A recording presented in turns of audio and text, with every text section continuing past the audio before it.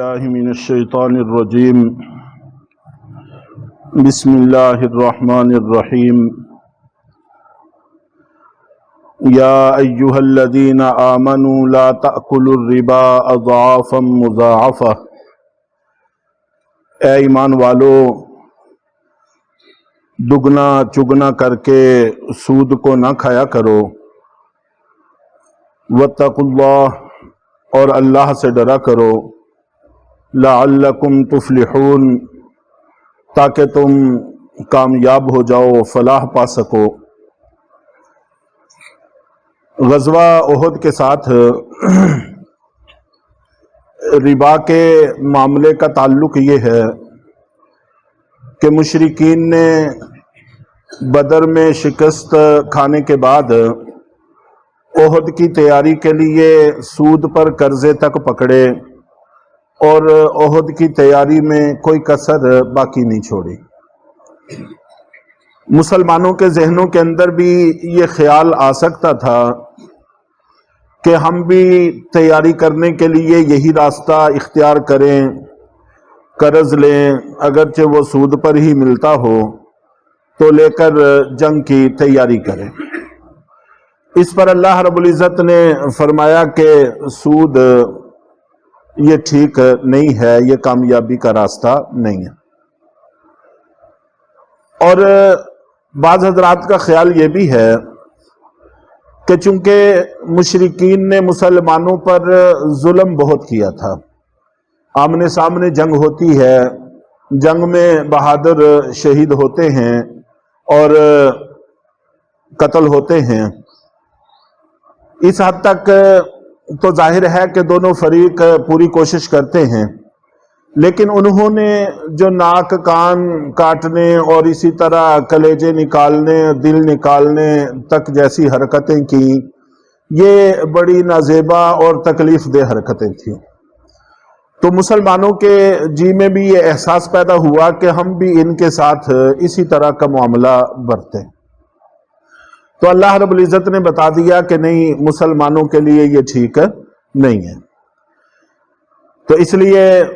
مسلمانوں کے لیے کسی صورت میں بھی یہ درست اور جائز نہیں ہے کہ میدان جنگ میں بھی کافروں کے ساتھ اس طرح کا برتاؤ کریں، ان کا مسلح، اس کو مسلح کرنا کہتے ہیں، اعضاء کا کاٹنا، اس کو مسلح کرنا کہتے ہیں، اس کی مسلمانوں کو اجازت نہیں دی گئی۔ اور یہاں پر اضعافا مضاعفہ، دگنا چگنا بہت زیادہ بڑھا کر سود کھانے سے منع کیا گیا ہے۔ یہ قید اتفاقی ہے، اور اتفاقی کا مفہوم یہ ہے کہ اس وقت سود بہت زیادہ شرح سود پر لیا جاتا تھا، اور اب بھی محلوں میں گلیوں میں جو سود پر پیسے دیتے ہیں ان کی شرح سود بہت زیادہ ہوتی ہے۔ تو بتایا گیا ہے کہ اتنا زیادہ سود لے کر قرضے لوگوں کو دینا یہ کسی طور پر بھی درست نہیں ہے۔ اس کا یہ مطلب نہیں ہے کہ اگر کم سود پر، کم شرح سود پر قرضہ دیا جائے تو یہ جائز ہوگا، وہ بھی اپنی جگہ حرام ہے، لیکن چونکہ عملاً واقع میں تھا ایسے کہ بہت زیادہ سود لیا جا رہا تھا، اس لیے واقع کو ذکر کیا گیا ہے کہ یہ طریقہ بھی ٹھیک نہیں ہے۔ اور اگر غور کیا جائے تو سود چاہے کم شرح پر بھی ہو، وہ بہرحال دگنا چگنا اور اس سے بہت زیادہ آگے نکل جاتا ہے۔ اس لیے کہ جب بندہ قرض لیتا ہے، فرض کریں ایک آدمی نے 5,000 10,000 قرض لیا اور اس پر 1,000 2,000 سود مہینے کے بعد ادا کرنا، اگر وہ نہیں ادا کر سکا تو وہ 2,000 بھی اس 10 میں شامل ہو جاتا ہے، تو اب 12 کے اوپر سود لگنا شروع ہو جاتا ہے، تو سود اصل رقم میں شامل ہوتا رہتا ہے۔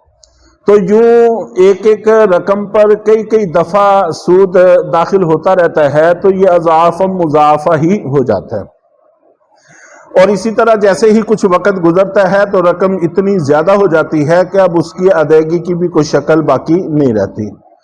چنانچہ سلطنتیں بھی اسی طور پر ڈوب رہی ہیں کہ سود لیا، سود پر قرض لیا اور پھر اس کا سود اتنا زیادہ ہو گیا، اس پر اور پھر قرض لے کر وہ قسط ادا کرنے کی کوشش کی گئی،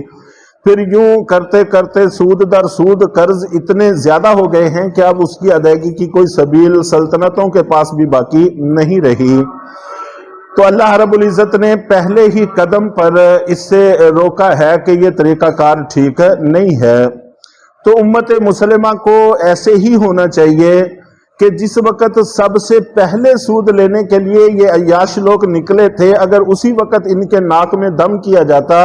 اور ان کو ان کی نسلیں یاد کروائی جاتی تو پھر آج اس صورتحال سے ہمیں پالا نہ پڑتا۔ ہم لوگ چشم پوشی کے عادی ہیں، درگزر کے عادی ہیں، اور اس بات کے عادی ہیں کہ وقت گزر رہا ہے بس ٹھیک ہے اور جب وقت آئے گا پھر دیکھا جائے گا۔ یہ بات شریعت کے مزاج کے خلاف ہے۔ چنانچہ ایسی کئی ساری احادیث صبح کے درس میں بھی آتی رہتی ہیں کہ اپنے مسلمان بھائی کو بے یار و مددگار چھوڑنا یہ جائز نہیں ہے۔ جو بندہ اپنے مسلمان بھائی کی مدد کرتا ہے تو اللہ اس مدد کرنے والے کی مدد کرتے ہیں۔ جو مسلمان اپنے بھائی کی کسی مصیبت کو ہٹاتا ہے تو اللہ قیامت کے دن اس کی مصیبتوں کو ہٹائیں گے، دنیا میں بھی ہٹائیں گے اور آخرت میں بھی ہٹائیں گے۔ تو اس طرح کی احادیث بہت زیادہ ہیں۔ چنانچہ برائی کو پہلے ہی قدم پر اگر روکا جائے تو یہ عیاش لوگ کبھی بھی